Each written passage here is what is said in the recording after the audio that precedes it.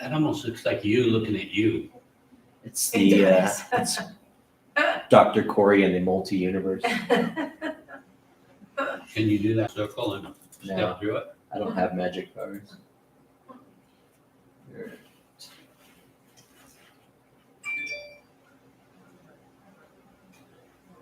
I think it was Vince that said on Facebook that he walked out of Doctor Strange, the new Doctor Strange. Did he? He didn't like it?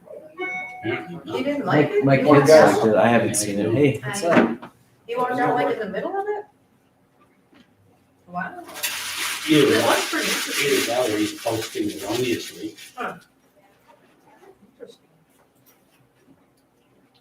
He could have been hacked.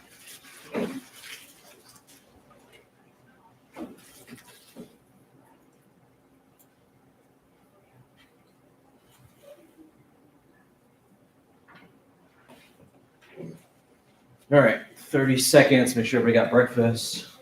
Everybody got their stuff.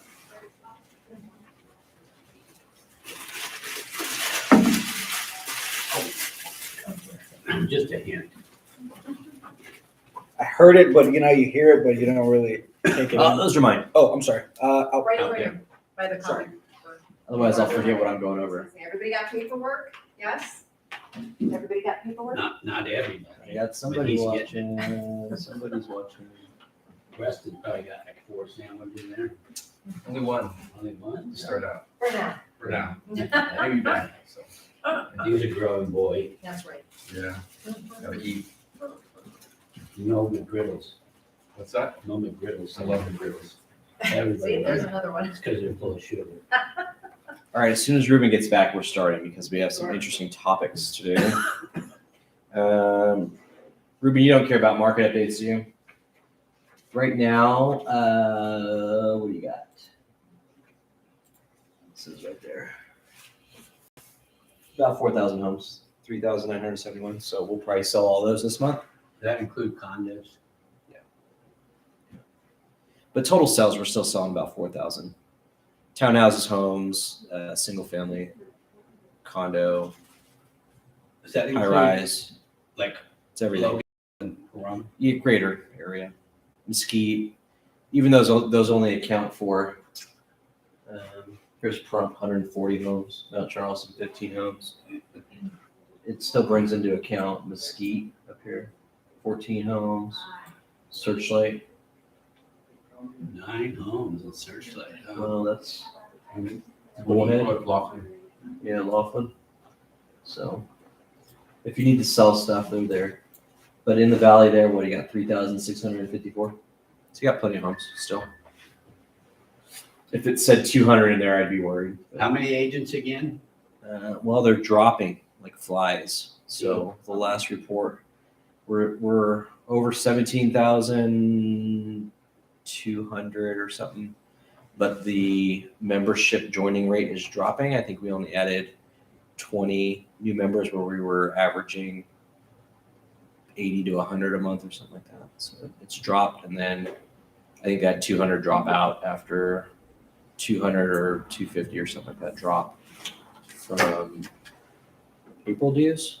Was that the last time we paid? April 1st? When you say drop, are they going non-MLS? Means they hadn't paid their dues and their MLS got shut off. So they're going non-MLS probably. That's just, Yeah. they just got shut off. They didn't Shut pay. off, yeah. So they're not in here using our system.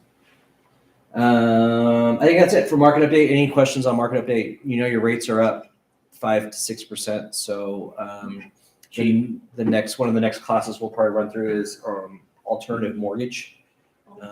Owner carries adjustable rate mortgages. I'll have Vince piggyback on the adjustable rate mortgages and why they're lower rates than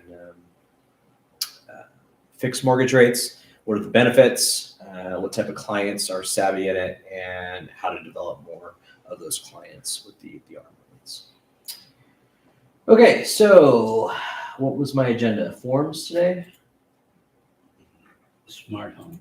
So on the market, we're still 1.4 homes on the market, March and April, or 1.4 months. So it's about the same, which is interesting, but we'll figure out what happens after that. So We added 5 new forms. Trying to figure out what they added on the listing agreement. I know they have all of the. Go to the. You should still have the old one in the system.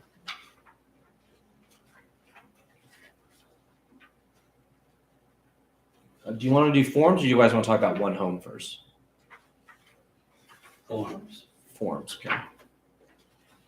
I just made a power decision. Your camera's blurry. Is it? Yeah, can't even see the screen. There it is. Okay. Is it going in and out of focus? It should be autofocus. Clear now, yeah. All right, so April 2022. I'm trying to see what they changed here. I don't think anybody's watching anyways. It's just for, or I guess there's 2 people watching. For archived. I think everything is relatively the same. The only thing that I noticed is the signatures are all, they went to 4 last time, right? In February?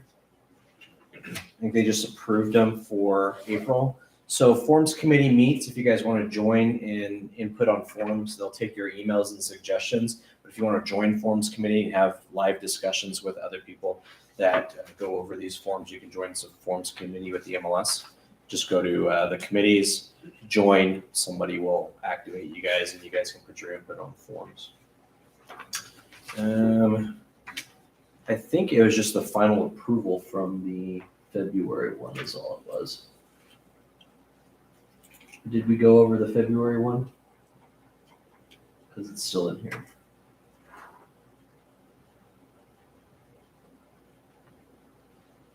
don't think there was any big changes on.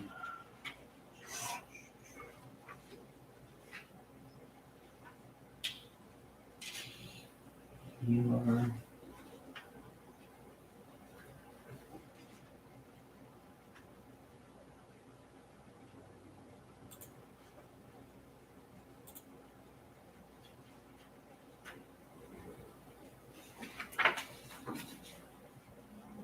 Everything's the same.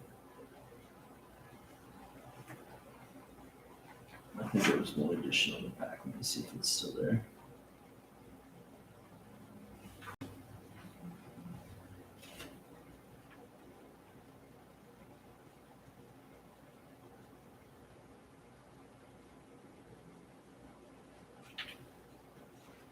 No changes. Did it always say a suggested amount of earnest money deposit? Yes. Let me go to the 421. Sorry. It's hard working sideways. All right, so first page, same properties. I think we added the smart home technology when we did revise this, so that's still in there. Second page, your leased or liened items, which is going to go play into a couple of the new forms, which we'll run through. Your compensation is the same with your dates, what's due. Required disclosures is the same. HOA, they have 1, 2, 3, in case you have a master plan and 2 subs. Special assessments in there. Key box, same. Rent lease, tax, FERP does the same. MLS participant, I don't know if they did some modifications in there, but that's the same. It's covering you guys on everything. If you want to opt out of marketing, that's the same. Use of listing. Not much of a difference from the last update, guys, from December. So not really much to go over on the listing agreement. But if you do have questions, always call me. You're covered once this is signed by all parties, exclusive, right? Saves the number. All right, second form to come out. This is April 2022. is going to be the wire and cyber fraud notification disclosure.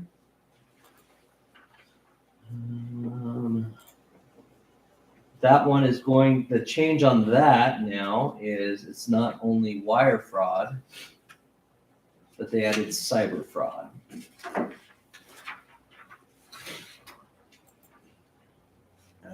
They put a listing site in here and a seller site.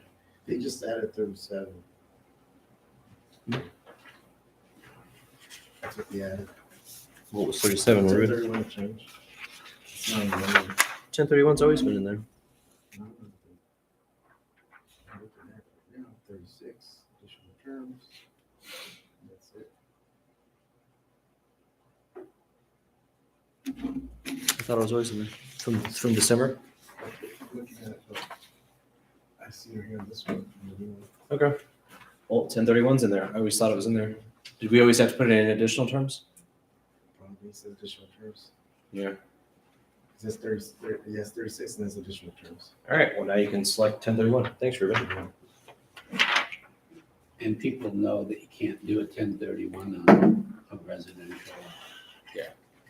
So when they first created this form, it was because people were hacking in between transactions. So because we started publicly displaying under contracts and solds, hackers became savvy and started finding people and their emails, right? And they would come in and pretend they're the title company and say, you need to wire, you need to wire over their earnest money deposits, or you need to wire over the proceeds needed for your closing.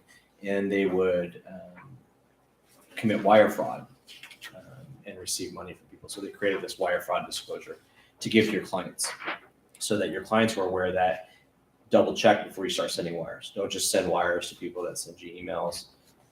You should have this conversation with your clients. What they added here is cyber fraud.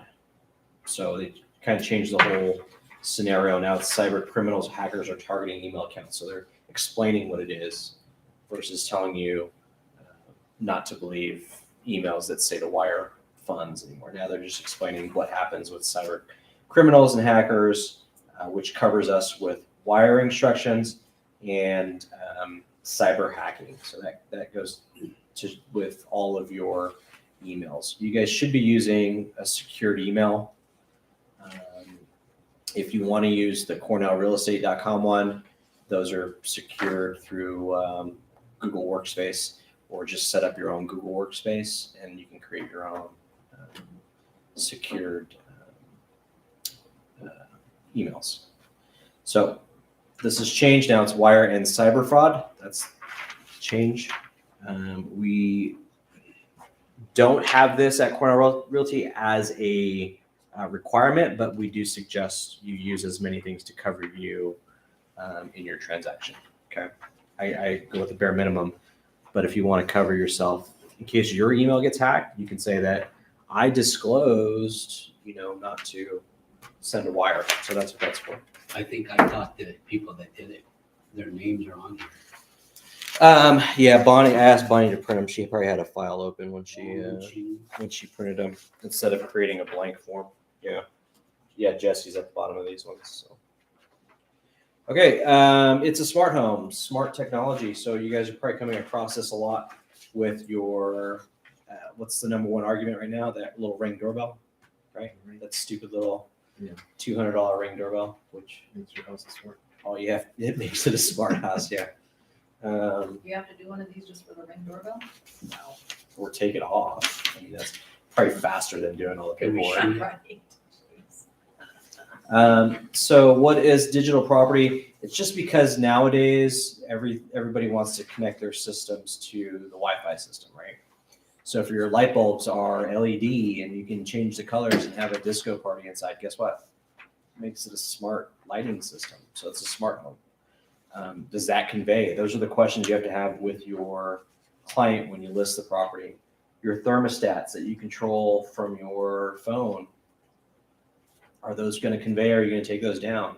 Your Ring camera that you control from your phone, your garage that you open and close from your phone, is that conveying? Does that make it a smart home? Does it talk about making it hackable?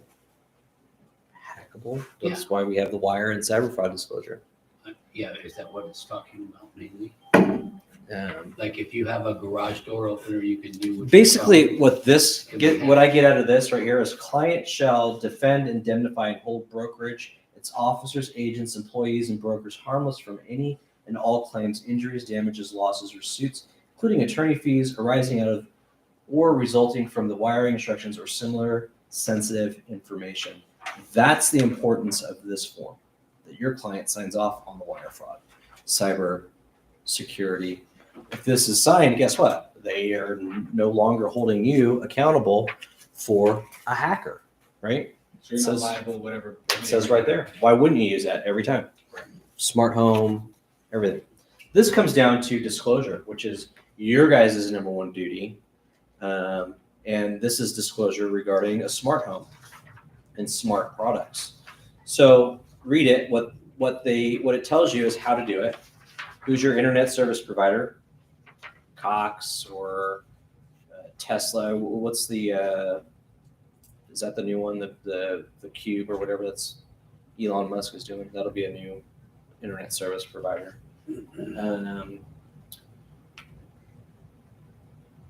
How to identify it, make and model, operating systems. Which operating systems are you using? iOS. What are on the Wi-Fi networks? Are you leaving the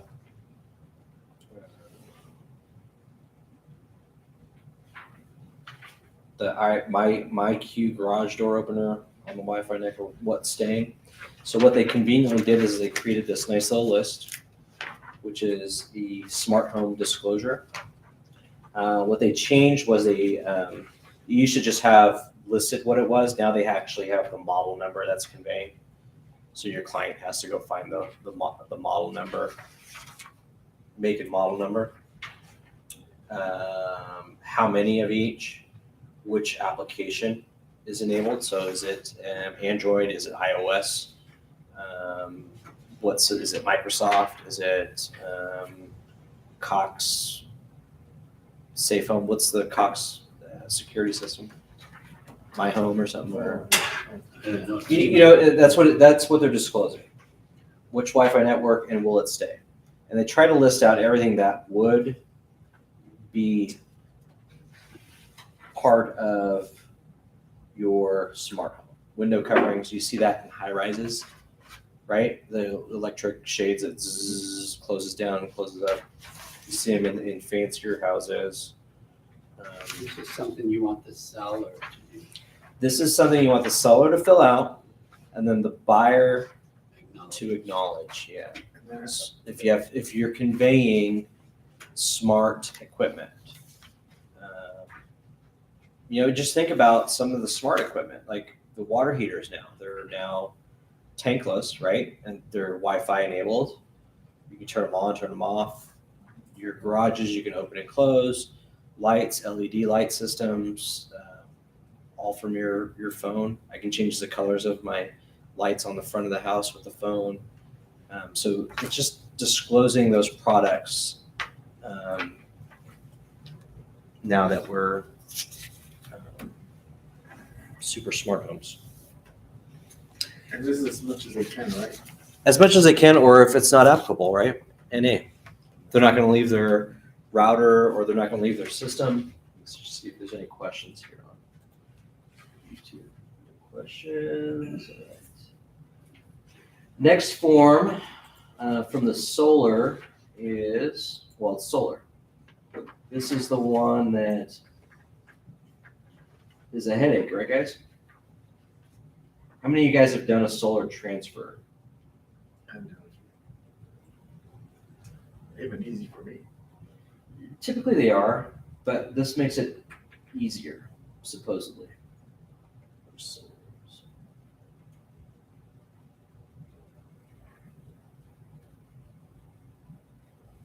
So you have two forms. You have the solar information and authorization, and then you have solar panel addendum. So information and authorization.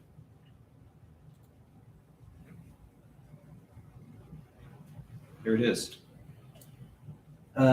So you go to your listing appointment, you notice there's big black solar panels on top, right? Well, hey, tell me about your solar panels, Mr. Seller.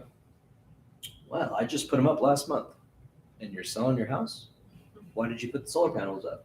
So here's where you have that conversation with the owner. What's going to happen with the solar panels? Because if they're leased, you have to have that conversation about transfer. If they're owned and they're under a 30-year payment plan, you have to have that conversation because who's going to continue paying for them? Are you going to pay them off at closing? All of those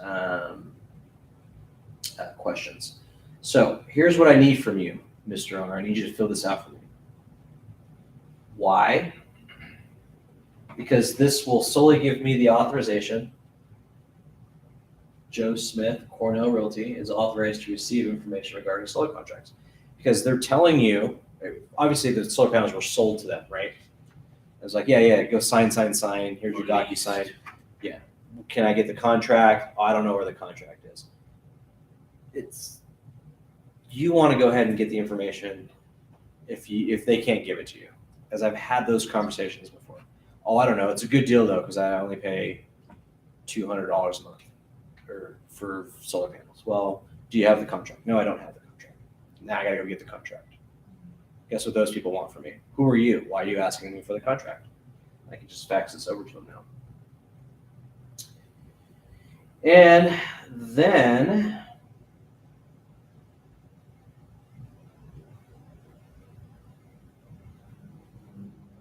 seller will provide any documents so they can fill this out. Now you have authorization. They put their account numbers. This is what they figure is the contact information. The other beauty of this is you can now forward this to title. So title pulls the UCC, gets the documents for transfer. Bingo, bango, boongo. Okay. So that's between you and the seller, right? To get all the information. It's the same one as the HOA. If you want to get the HOA information, you have them fill out the authorization to get the HOA information. And then you have that form and you can send it off to all the HOAs. And I'll send them to you. Are most of them? Pretty boring, right? All right. Are most of them financed? Solar The panels? instrument is UCC, not second mortgage. Instruments UCC on the leases. I haven't seen a second mortgage because most of them have been lease to own contracts where you pay on it for 20 years and then you have like a $14,000 balance or something after 20 years. I haven't talked to anybody that has gotten a solar panel removed by the solar company. So if you guys do have that conversation, share it with me because I'd like to know if somebody could remove their solar panels, have the roof repaired, and placed onto a new house. Because a lot of people have that thought, like, oh, I'll just take it with me. Like, okay. You know what they did to your roof when they put that on there? A lot of people don't know. Okay, the other solar bottom is the disclosure. And they're eliminating having that conversation with the buyer. Okay. Instructions on how to fill it out. Is the solar system owned? That's an easy one, right? I'll take the house all day. If it's owned and I don't have to make payments on it, and I got the system producing energy. And some homeowners are savvy like that. And they do that. I've sold 2 houses that were completely, solar panels were paid off. We added value to it. We found a comp that had a fully paid solar panel. I think we added almost $40,000 to the purchase price because they had electricity being produced on the property at no cost to them. Lease or loan, that's where it gets confusing because that's how solar companies make most of their money, right? I should bring somebody in on solar panels. So owned, lease, loan, we've discuss that. That's where you're paying X amount of dollars to lease the solar panels, and they're producing energy for you. Third, there's a power purchase agreement. Does anybody know about that one? So that's based upon consumption. So there's a meter that feeds your meter, and you're paying the solar company a payment based upon consumption. It's kind of like if you're paying NV Energy for using their power, but they're supposedly giving you a better rate, whatever's negotiated. I can't say there's anything set because each of these companies has their own way of making money. And that's the part that a consumer probably doesn't understand. Like whether it's a lease, a power purchase agreement, or flat out purchases. So they don't have, it's not really finance, they're just purchasing. So the solar company puts Owns the them panels all. on there. They own it, and then you're just purchasing it from them. Interesting. Yeah. Never heard of it. That's the power purchase agreement Okay. in its simplest form. It can get more difficult or more complicated, I guess. And then section 4 and 5. So it goes over transfers and who pays the fees. That's what's in this disclosure, right? If you see at the bottom of each of those selections, right, after it's disclosed what each of these does, who pays the transfer fees? Is it the buyer or the seller, or is it going to be 50-50? Then you have warranty and maintenance agreements. Are they transferring? You want them disclosed within 5 business days, right? As part of the due diligence, so we can read through it. A lot of these appear at the end of transactions, which does that give the buyer enough time to make an educated decision? No. So this alleviates that, gives us a 5-day window to receive it. Does it give us a termination? Let me see here.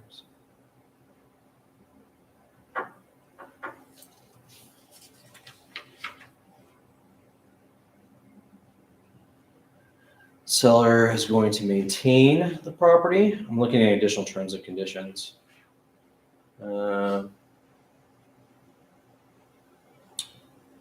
Between seller and subscribing buyer can escape the purchase agreement notwithstanding any provision of the seller addendum without penalty is entitled to an immediate refund of earnest deposit.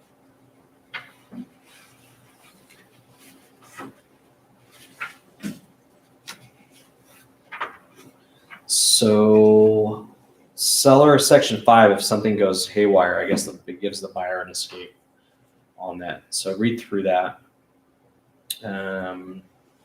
Should there be a lapse, transfer, termination, or disconnection of electric service that results in a rate increase to the existing service agreement between the seller and any of the subscribed electric utility providers, buyer can escape the purchase agreement notwithstanding any provision of the solar addendum without penalty and is entitled to an immediate refund of the earnest money.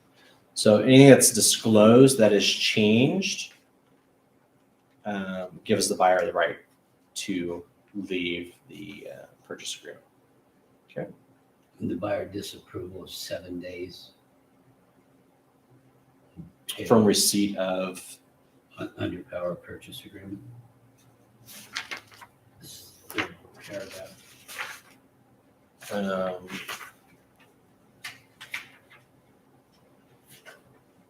buyer approval. Yeah, is that on all 3 of those? Buyer disapproval. So solar system own is 5 days. Solar system lease is 7 days.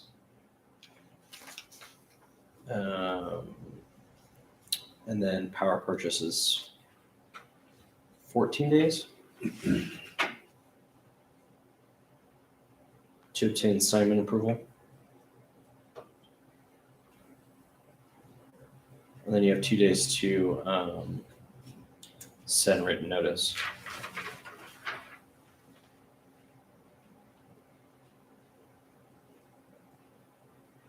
Does everybody understand which ones need to be signed? So if you check, if it's power purchase agreement, you have days to approve the disclosure, 7 days. And then you have 14 days to qualify for the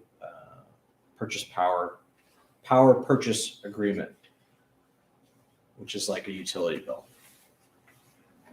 So you have to be I would approved just keep them all the same. Instead of, because they're not all the same. yeah, but it's easy. Well, what's easy is if it's owned, right? If it was easy, everybody would be doing it. Whatever. So I think we're probably one of the first board of realtors to actually address this in smart homes. So that disclosure is put forthright in front of the consumer.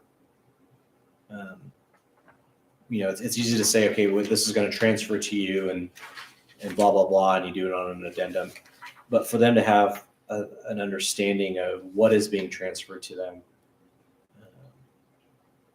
it goes another step up. You think there's an opportunity for somebody to become a solar home specialist? And Solar advertise it? Yep. I specialize in solar. transfers, Solar. Yeah, if you have a solar panel. Smart home, right? That's similar to smart home. solar and smart. Yeah. I mean, you gotta get your education level up on all of the Wi-Fi systems, networking, and solar. But yeah, I mean, you could be off-grid homes. Off grid or just a specialist in selling homes with solar panels. Yeah. So whatever you want to be a specialist in, do it. But you now have new forms that CYA, right? Because here's the most important part to the broker. Seller and buyer recognize, acknowledge, and agree that brokers are not qualified to advise on solar systems, including but not limited to cost, insurability, operation, value, or transferability. Seller and buyer are instructed to consult with independent legal counsel and other qualified licensed professionals to assist in their due diligence efforts. Bold, because conducting due diligence with respect to the solar system is beyond the scope of broker's expertise. Seller and buyer expressly release and hold harmless broker from liability for any defects, conditions, or transferability problems pertaining to the solar system. The undersigned agrees to the modified or additional terms and conditions set forth above and acknowledges receipt of a copy hereof. So I'm probably on the back office going to add, are there solar panels, which will trigger this becoming a requirement. Because I like the hold harmless aspect of transferring solar systems, Are there any mainly this portion. qualified people for that, what you just mentioned? To For do them solar to panels? seek counsel from who? I don't know. Attorney? Right now, the only guys out there are the Oh, ones selling the marketing. product, right? Well, that's what I mean. If your client asks you, who do you know that I can seek counsel? I don't know anybody. You refer back to whoever sold them Yeah. or The company, Sunrun's a big one that sells a lot out here. Tesla. I'm sure somebody will come forward and start a specialty company, but I don't know. To me, solar panels have always been fly by night type of company. Like you put them up and you disappear. You put them up, you disappear. That's what I've always come across trying to transfer. Like, well, who is the company? Well, it's so-and-so. Like, okay. You try to call them, they're out of business, or they sold their business to somebody else. And well, who warrants it? Who are you paying? Who's the carrier of the lease? And that's why I like this hold harmless, because you can only do so much to track for your buyer if the seller doesn't have that information. So that's why the solar information and property authorization is important. And then same with this solar panel addendum that now we're disclosing it. It used to be just in additional terms, solar to be transferred. Okay, so we get a copy of the contract and we get a transfer form. That's it. That's what's handed to a buyer. This changes it up a little bit. It explains what type of system you're receiving and that you're going to be held, the agents are going to be held harmless in the transfer. So it's big. That's probably the biggest form. to hit us in April. So again, April and October is when our forms are either modified and handed to us, or new forms are received from the previous year, so April, and those are our new forms. Smart home, not so much. I can see modifications on that coming up in the future, but solar panels, they put a lot of time and effort into that, so that you guys don't have to be held liable for those transfers, because they're kind of just given to us. The other ones, like the water softener systems, sometimes those are leased and liened, so we have that on the disclosure. But this is big because it's got to do with their power bill, which can be pretty pricey. Cool. Any questions on forms? All right, next topic. We are shifting to One Home. Is it in here?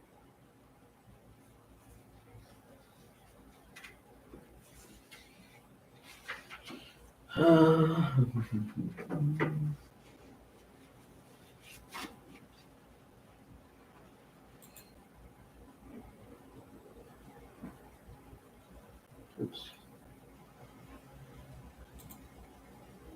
So if you go to CoreLogic Learning Lab,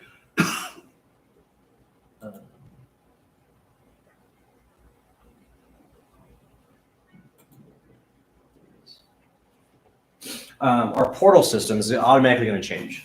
So if you guys haven't stopped and watched the videos yet to explain it, what's changing is the security aspect between you and your client on the portal system.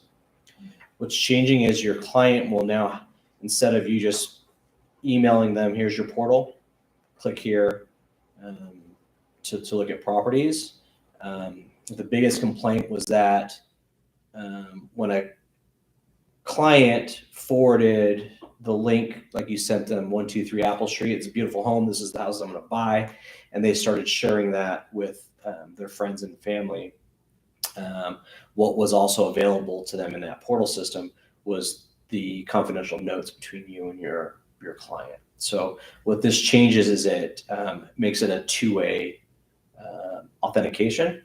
So you will send them a portal for shopping now. They will have to sign up with their email and a password so that it's password protected. So now everything that's between you and the client in One Home is now protected. Does that make sense? That's the biggest change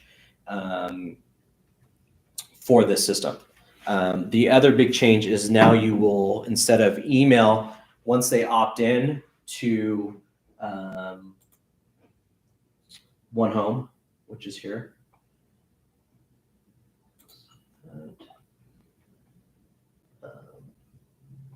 Launch day is tomorrow. The 10th? I believe it's the 10th. May 10th or 11th. So in here, there are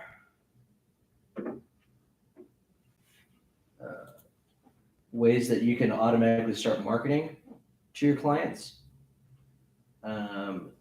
Watch the videos because they're real quick. I mean, this one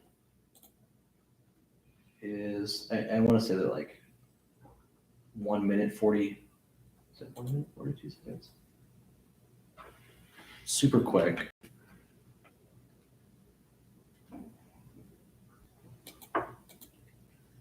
Well, maybe not. I can get it to work.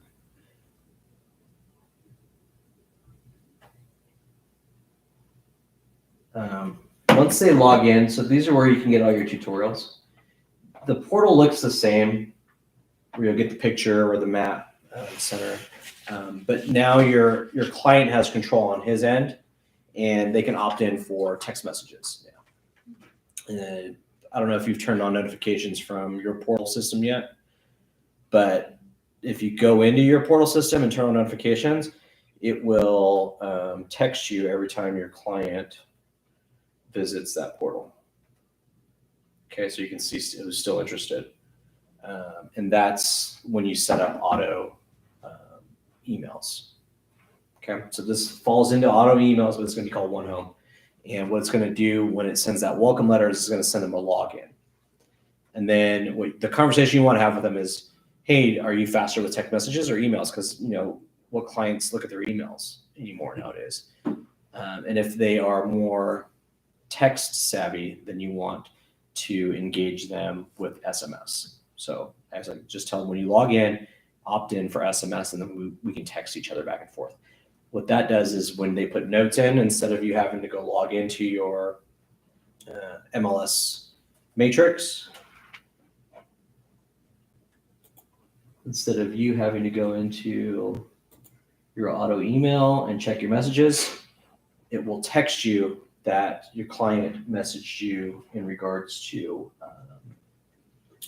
a property. So this is kind of, maybe this is not a good time to ask, but all your clients are being inputted with their contact information? And if so, who has access to that? When you leave, or if you leave the company? You do. It's your client list. No one else? It's your system. You have the login for it. Who else would have the login for it? Customers. It's the same with your Google or your Apple account.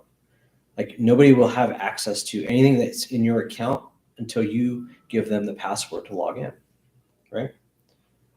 It's the same with Bitcoin. You can't access your Bitcoin unless you have a login, right? I don't know. I don't have any Bitcoin. That's where password protection comes into play. So anytime you put in information into a system that is yours, that's linked to your email and your password, those are all of yours, because Ruben can't log into your account and get all your clients because he doesn't have your password. He might have your email, but he's just guessing at your password.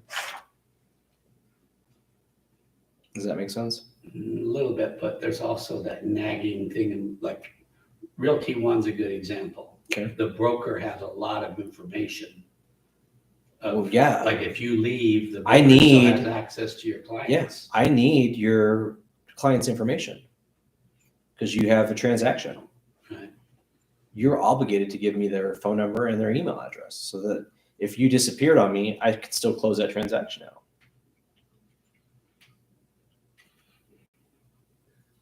I'm not actively marketing to those people.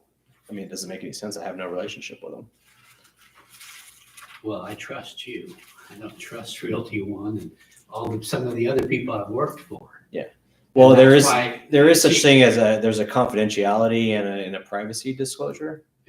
My thing is, I have some clients, like a casino owner, that if I give his email to somebody, he'll shoot me in the head and put me in one of those barrels in Lake Mead. I found somebody else this weekend. Yeah, I know. Did you see that? If somebody gave an email. No, for this system, it's yours. Okay. Galvar doesn't have access to it unless they can bypass your password. Then they would have to fill out this wire and cyber fraud security risk. You're always at risk. Doesn't matter. Unless you have it on a little piece of paper and you keep it crumpled up in your shoe. That's where I have it. There's always a risk that a hacker from Russia is going to misinform somebody. Danny, you can't get away from it. Okay. Jeez. Corey, is this gonna change the people that you already have set up? Nope. So they're gonna have to create an email password and all that stuff? They'll get a welcome letter. They'll get a- So that's right in the middle of your front page. That's the one thing they've been advertising is go to this learning dashboard. Okay. And then you can just hit this one home button. Here's the overview. Keeps you front and center. They're trying to get them off of Zillow, Redfin, bring it back to, we screwed up 10, 12 years ago and started sharing information. So now we're trying to make us back to that professional level. And what clients need to understand is you have access to it before Redfin, before Zillow. And then the way it's presented to them is going to be different in One Home. So it's going to be consumer friendly. You're going to have your walking meters, everything that they love in Zillow, your Zestimate, but it's going to have your AVMs are going to be, through your portal system. So what they want you to do is revise your headers. That's the first things when you watch the first videos. They're going to say, make sure your cell phone numbers, your headshots up to speed, your email address is up to speed, and then you'll still have the same marks over the top. But at this time, when they're searching for homes on the little map, your face will be there with a little chat bar, so they can click you right away and start chatting, and they'll send you a text message.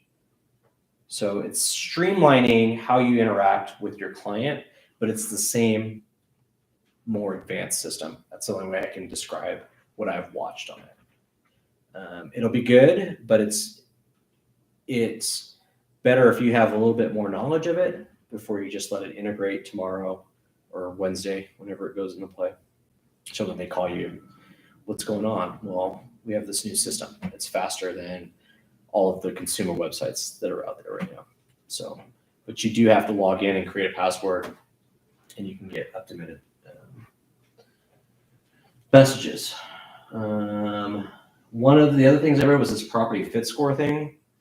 So once you put your client's criteria in and they have their border set up, it prompts them faster that this kind of fits what they want. As they start liking properties, it boosts a property that's going to fit them better. So, Can they opt out? everybody can opt out, but if you're shopping for a home, you want this system. The only thing I have in there is 2 pieces of land, Yeah. and she will probably opt out, I guarantee it. Are you sending her stuff right now in the portal? No. Then she won't get a notice. It's only for your auto emails. People that are actively shopping. Your sellers won't get updated. Okay.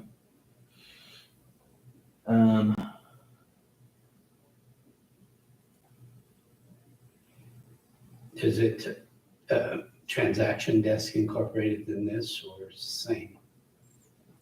So that's Transaction Desk is still going with Authentisign. What we're going to be working towards is a fall integration into Remind Docs. That's So, another class. well, it's an onward process. It's like once you get used to a system, then they change it, right? Every Yeah. 5 to 7 years. Every time I get used to it. And that's just changing it up. So I'm going to encourage you, instead of making you guys watch all these, this is, because I've got 15 minutes and I got to go to the next subject. Here's all the videos.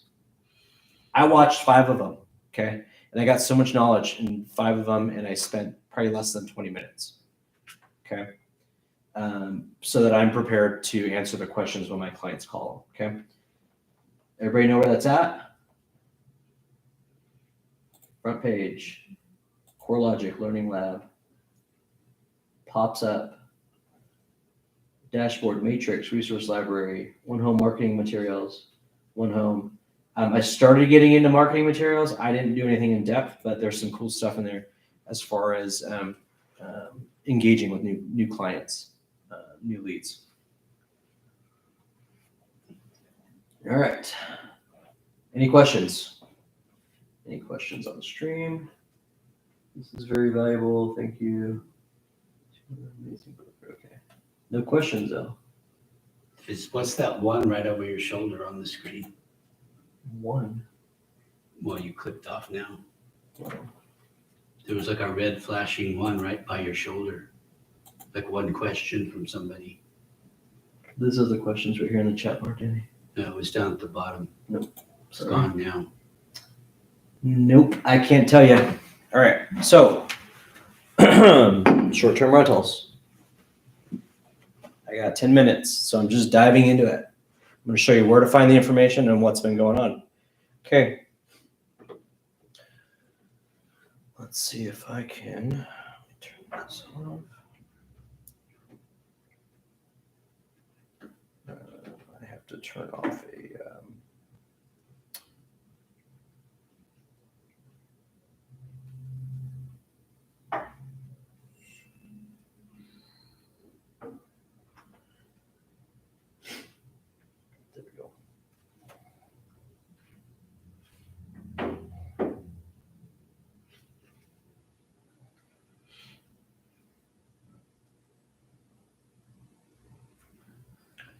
How shall we start with this?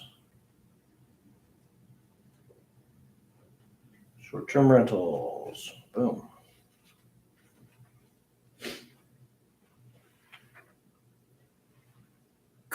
AB 363. Does anybody recall that from 2021? No. Okay. County city ordinance states that rentals shorter than 30 days are not allowed, right? In the county of Clark. Well, a couple people didn't like that, right? So they got a couple assemblymen, so your congressman in the state of Nevada, to say that's not legal. Okay? So to this very date right now, it is still illegal to run a Airbnb, I'm not picking on them, VRBO, any rental shorter than 30 days, right? And it's finable because you have to have certain licenses and county health certificates to run these hotels or short-term lodging facilities, right? So AB 363 came out and was digested in 2021, right? And if you want to go through it, here it is. It's 26 pages. Really interesting stuff. They define what it is, what needs to be done, and what they decided was that, hey, county and municipals, you need to come up with some sort of ordinance to allow property owners the rights to do what they want with their property, right? Because we are a private property state, right? We believe that every homeowner has the right to do what they want with their property. Okay. So, how long did it give them? Well, it gave them until, I believe, April of 2022 to write ordinance on how, why, and what type of regulation we need to run these short-term rentals. Okay. Did I catch everybody up?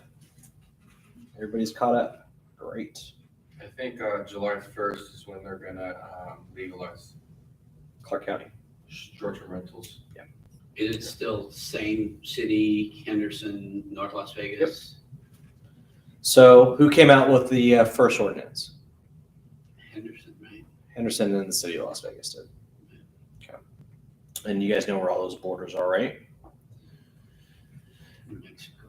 All right. So what was released? Let's go to Henderson. And the more I kept reading on Henderson, the more I became more and more interested. So Henderson came up with Chapter 19. That's enforcement. Sorry.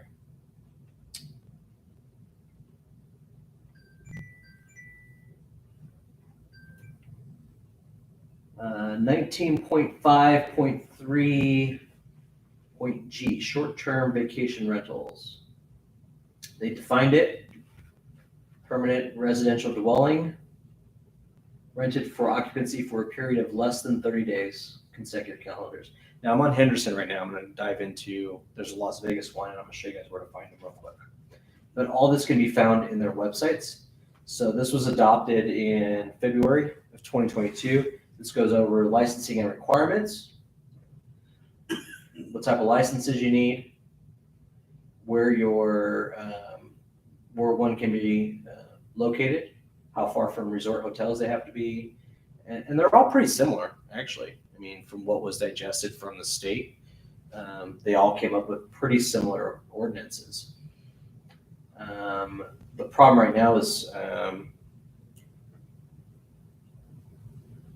so all of these can be found at the city of Henderson. So you can go to City of Henderson, type in short-term rental.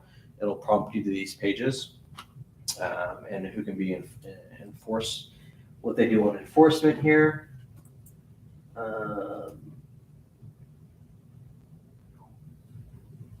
Who's in charge of enforcing, who handles complaints, blah, blah, blah.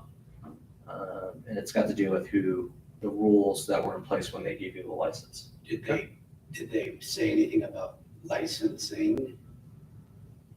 Does each one have to be licensed, like a real estate license, Yeah. a business license? It is, I believe it's around $1,500 a year, and it's got to be renewed annually. Just county or state, or? Well, you got to get your state business license to run a business in the state.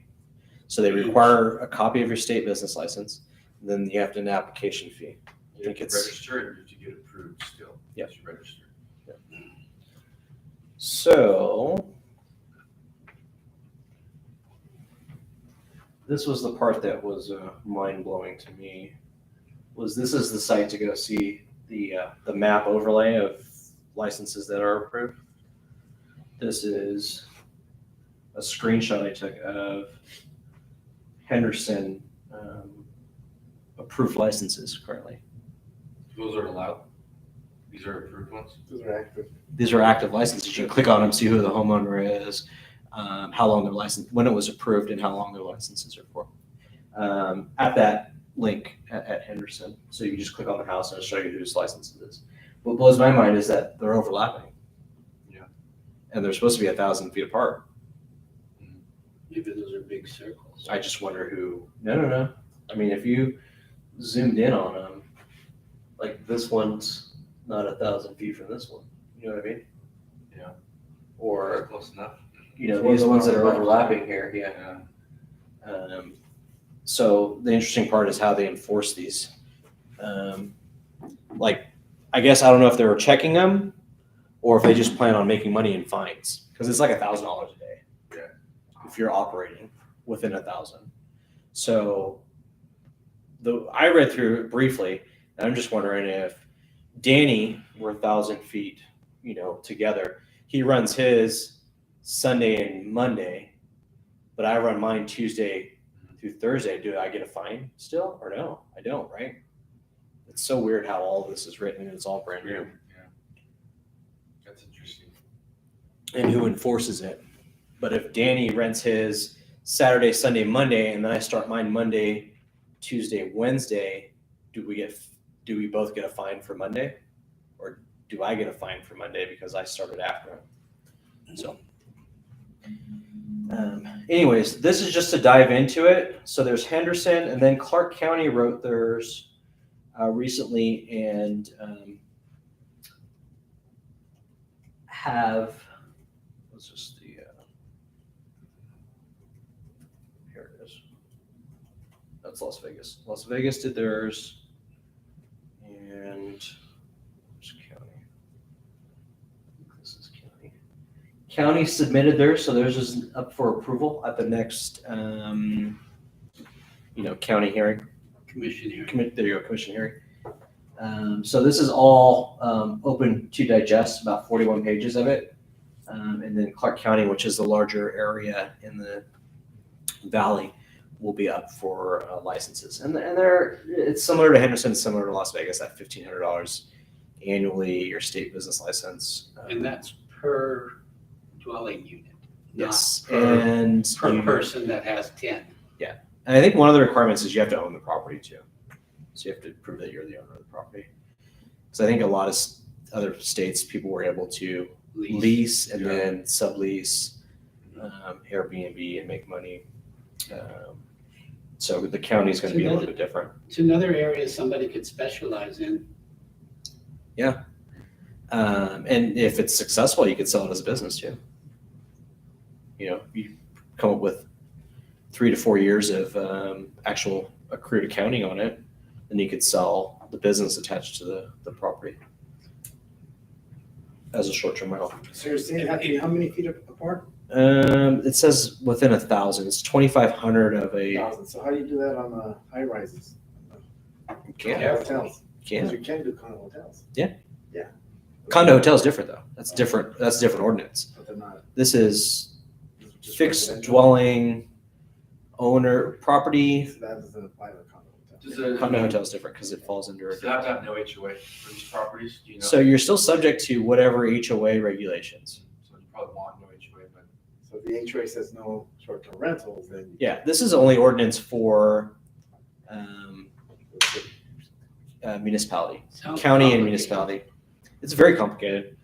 And if they don't like you, they're probably going to go after you. You know what I mean? So let me show you real quick where to go, so you guys can. So this first one's City of Las Vegas.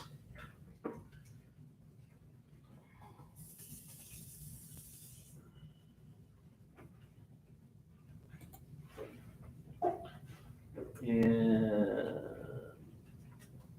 Las Vegas, Nevada.gov. And if you just type in short term,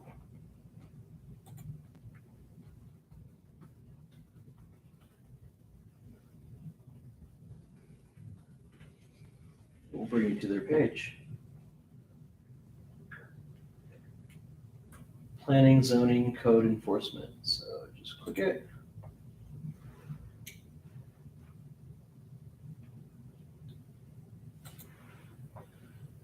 This is where I want you to send your clients so that they can check licensing maps, what the ordinance is, and how to apply for a business license. Cool? They put them right at the top for you. Does this include North Las Vegas? This is only the city of Las Vegas. And does it include? I did Henderson, Clark County, and I have not had time to dive into North Las North Vegas. Las Vegas, I'm pretty sure, the requirements is 600 feet apart instead of 1,000. They probably want more money. Yeah. City of North Las Vegas usually make it I easier. looked into North Las Vegas as well. This doesn't include somebody that just wants to rent a room, right? Or it does? No, I don't think it does. Like somebody has an extra bedroom and they want to Well, just that's not short term. How long? 31 days. Then you're fine. This is 30 days or less, Danny.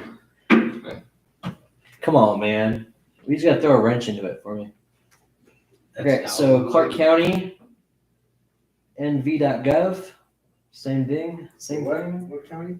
Clark County, NV. Then you got City of Henderson.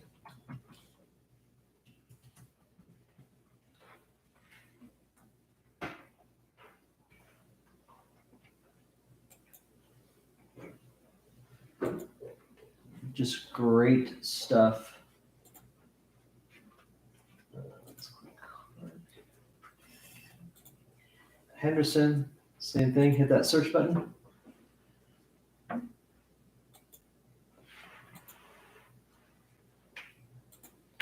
I think Henderson was the first to turn on their licensing or their ordinance. So that's why it's interesting to look at their map. So let me ask you, there's, you say they're overlapping each other. Yeah, if you go to their map, Yeah, The first person and the second one. I don't know how they're going to enforce it. I mean, if you can read the ordinance and then you can read the enforcement. Yeah, you don't say. Yeah, and I'm looking at it as a whole new business. I'm like, I could just be the short-term rental enforcer and charge them. Because I got it first and then somebody came in and he's overlapping me. And am I getting fined? You could charge them 500 commission out of $1,000 fine. But then there's like all these appeal forms too, so you can appeal charges and stuff like that. So I see a lot of legal work in the future for short-term rentals.